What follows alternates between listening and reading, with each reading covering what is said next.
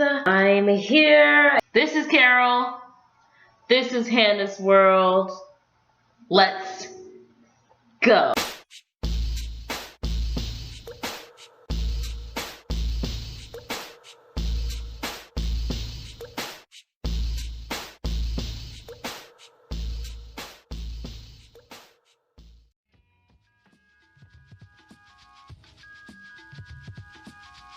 Today I decided to start yet another series. I figured the easiest way for me to keep up and for you to continue to know what you're looking at is to group them by series, which is titled by hashtag dwell.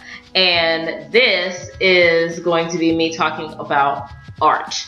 And the reason why it's called dwell is because this is what happens when I am in the presence of God. I create. So I'm going to do 3 videos about my creative process. I paint, I went to school for design, I still enjoy design, and I draw. So I figured I'd do a creative process video for each. Today I am doing drawing. What do I even draw? I love doing illustrations. Illustrations are usually referenced or inspired by fashion illustration. Most of my life I wanted to be a fashion designer, so I was always doing fashion illustrations. And I still love fashion illustration. Even the way they teach you in school, they teach you the rules of drawing and then they teach you how to break them. My illustrations, they usually have really, really long legs, big feet. If I'm doing a fashion illustration, it's not something inspired by the ideas of fashion illustration. I don't really draw eyes, and sometimes I do really long bangs that come down to like all the way down here. When I am drawing, I love exaggerated eyes. I love really big eyes, super long eyelashes, deep collarbones. What supplies do I use?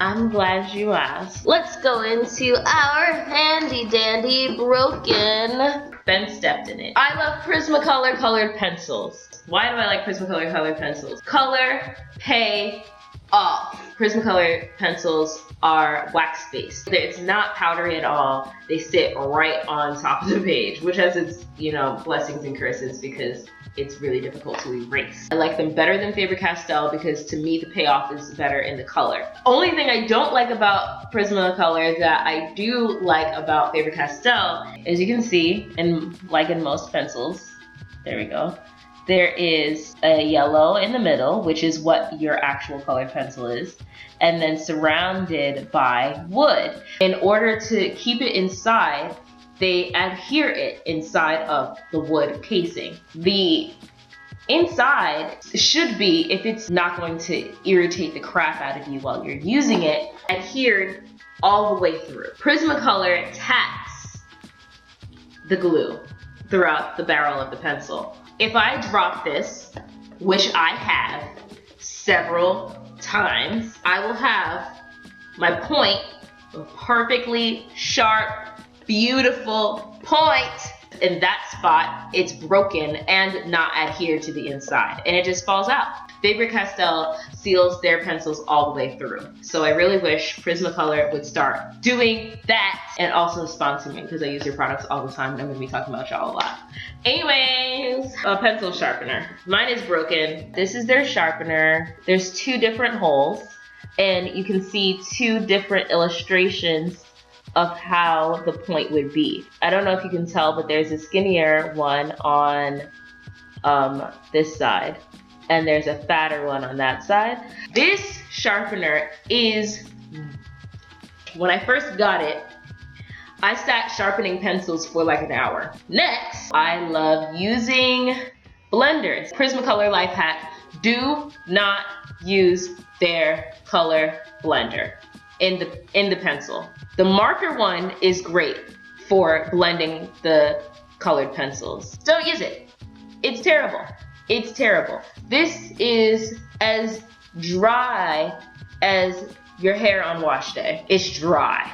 And it's scratchy, really coarse, and you can feel it. And I really don't like it. So instead of using the Prismacolor colored pencil blender. You can use the Prismacolor marker blender, or you can use, I use these because they're cheaper, the Chartpak or AD colorless blender. The markers are colorless, so you're not transferring any color to your page, at least upon first using them. Basically, they smell terrible, so if you have a sensitive nose, this is not your ministry.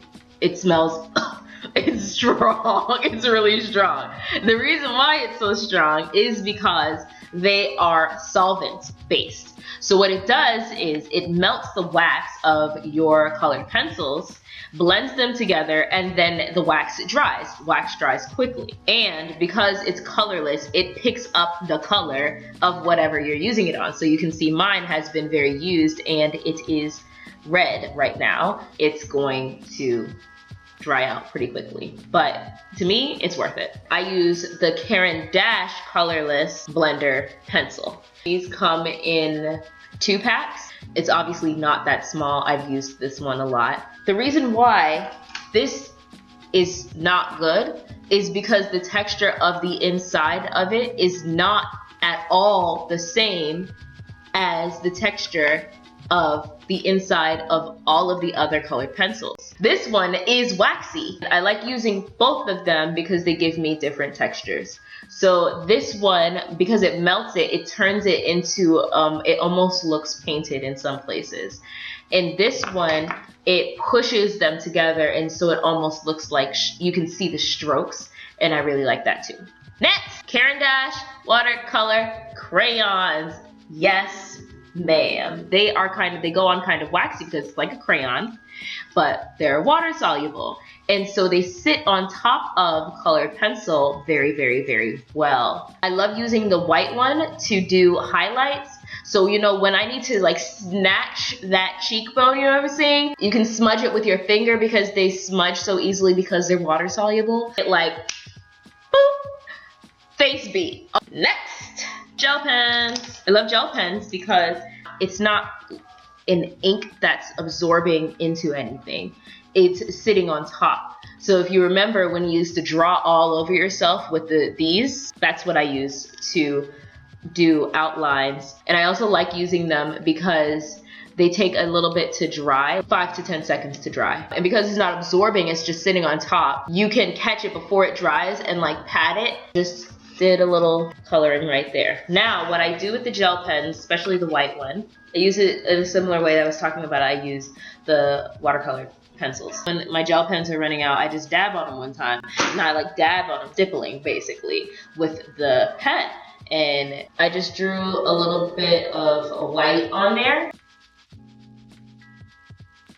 Now it's a little bit more subtle. What I love about gel pens is that you can scratch them off if you don't like what you did, and now it's gone. Okay, so now what do I do when I'm actually drawing? I look for references. It's real easy to get into plagiarism when you're using references, especially because I like using fashion photography. And to me, it's like somebody already set up this whole image, so I'm not gonna draw exactly what I see. I'm looking for something that strikes me. Sometimes I use children and women. Either way, they come out looking like women because I love drawing women, because we are just watch Lemonade. Just watch Lemonade. I haven't even watched it yet, and that's my explanation to you on why I always draw women. Watch Lemonade. So my next step when I am drawing is to start drawing. I like to do my sketches with colored pencils. I don't like doing my sketches with graphite.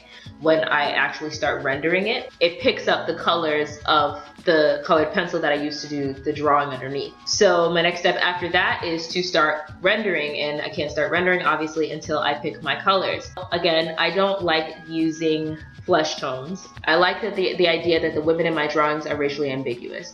You cannot look at any of them and say, you're black, you're white, you are Asian. So an example is something that I just finished. So as you can see, I like bright colors. I'm all about bright colors.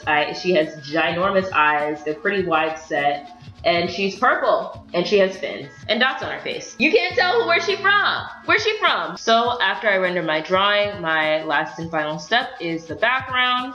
That's pretty self-explanatory. And like final details like eyelashes, eyebrows, my own personal life hacks, things that I do in pretty much every single illustration that I do that really helps me out. Number one, I told you guys that the gel pens scratch off. So what I do is if I make a line somewhere that's too thick for my liking, I'll sharpen a pencil in a color that I'm using to carve away at the line until it's thin and the way that I want it. When using Prismacolor pencils, be patient. Do not press too hard because they are difficult to erase. Take your time, do layers. On the topic of mistakes and erasing, I generally avoid erasing because of the fact that it's difficult to erase, but also I like mistakes. So my tip to you is, in life and in art,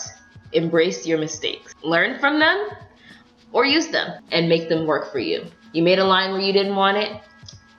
What is it now? It's all about the process for me. So much less about the end product. Back to lemonade. Making lemonades out of lemons. Make the lemonades out of lemons, guys. Make the lemonade. This is why I like talking about my process, and this is why the process is so important to me, because it reiterates things that are valuable to day-to-day, everyday life, and it'll make you end up trying new things. That's pretty much it.